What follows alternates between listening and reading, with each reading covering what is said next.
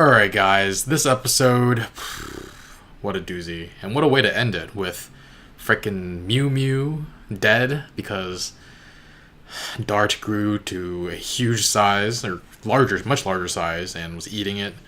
But it all started with Joyce driving back to Hawkins Middle, looking for Will. The shadow monster was just like going through every one of the holes in his faces. Creepy as heck. And it changed him. I feel like his personality might be changing a little too. There was that moment when he forcefully said no to Joyce wanting to put him in a warm bath. And yeah, I don't know what this means for him going forward. They were talking about True Sight the last episode, and I don't know if this is meant to... Yeah, I don't know what's going to happen with him. I'm a little worried. 11 returns to Hopper, who is extremely angry. And that entire conversation just... I'm so frustrated with how it went. I think I don't remember if I mentioned it I mentioned it in the episode. I don't remember if I cut it out during the reaction, but I was saying that most kids don't try to be bad kids. They want to be good kids for their parents. They want them to... Yeah, they just want to do well for their parents and be good kids, but that doesn't always mean that they... So when they actually mess up, when they do things that are problematic or they lash out, it's because they don't have the skills, the emotional skills to deal with everything that's being thrown at them. And I think I did leave some of it in, saying that, yeah, she's going through a lot that... She's already going... She didn't learn any of these emotional skills from Papa, Dr. Brenner. And she has to deal with things so much worse than just a normal kid. So, understandable how angry she gets. Still did not like to see the way she got violent with Hopper. Both of them could have handled that better for sure. Him saying like, that he should maybe just call the department and just send her back. He was never going to do that, and yeah, it was just horrible. Taking away Egos and TV, trying to teach her consequences. Like, you can tell she wants to be a good kid, she just doesn't have the tools to do that, and being stuck inside all the time is horrible too. And one thing I'm really worried about is the fact that Hopper didn't tell the full truth about her mother, and she saw her mother. So I don't know if there's going to be another confrontation. But yeah, going off what I was saying before about her wanting to be a good kid, like after he leaves in the morning and tells her you better clean this place up.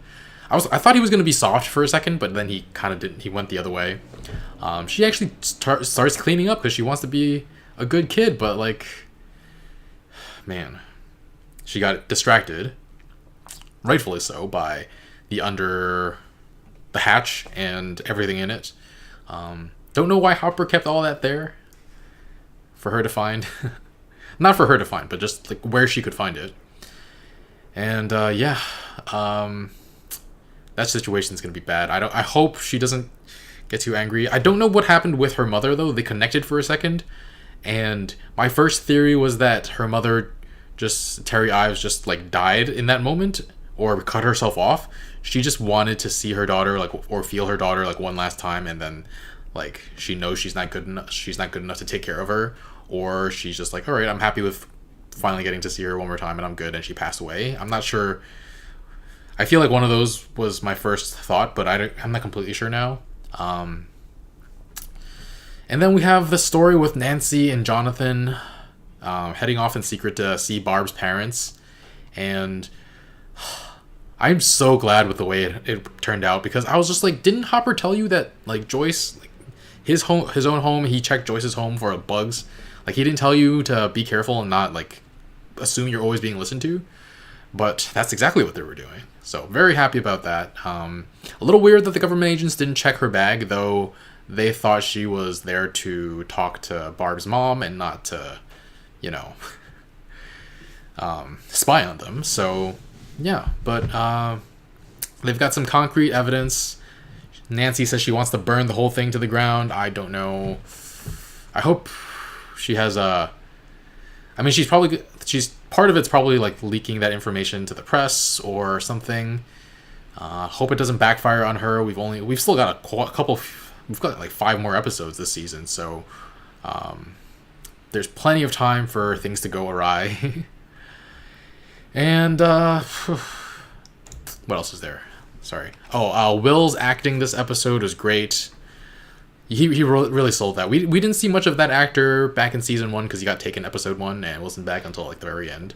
But yeah, very much appreciated his like the genuine fear in the actor's eyes, the shakiness in his voice. All really, really well done. I'm very happy with the casting in this series overall. The kid actors especially. I don't know that there are too many kid shows that I've watched where the acting is like really, really good. I don't know. I guess I don't watch that many in the first place, so I wouldn't be able to think of any. And then he winds up drawing all those vines. It didn't click for me that it was the vines until it clicked for Hopper. And he is so brave digging through all those noises. I would have been like, just the digging part, I would have been freaked out and be like, oh, okay, I think I'm gonna.